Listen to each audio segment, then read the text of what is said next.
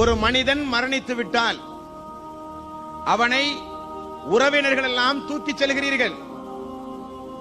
அவரை கொண்டு போய் அடக்கிவிட்டால் அத்தோடு நீங்கள் அவனை விட்டும் பிரிந்து விடுகிறீர்கள். ஆனால் அந்த மனிதனை விட்டும் பிரியாதது எது தெரியுமா? நபிகள் நாயகம் ஸல்லல்லாஹு அலைஹி வஸல்லம் அவர்கள் சொன்னார்கள், அந்த மனிதன் சாலிகான பிள்ளைகளை பெற்றெடுத்திருந்தால் அந்த பிள்ளைகள் செய்கிற ஒட்டுமொத்த இபாதத்திலும் பெற்றோர்களுக்கு பங்குண்டு.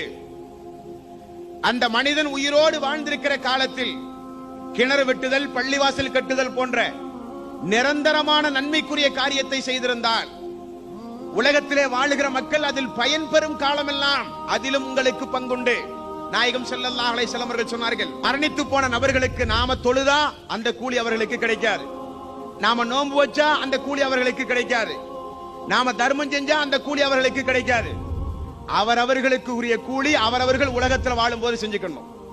பெற்றோர்களுக்கு மட்டும் விதிவிலக்கு என்று நபிகள் நாயகம் ஸல்லல்லாஹு அலைஹி வஸல்லம் அவர்கள் கூறியிருக்கிறார்கள். Download ShareChat.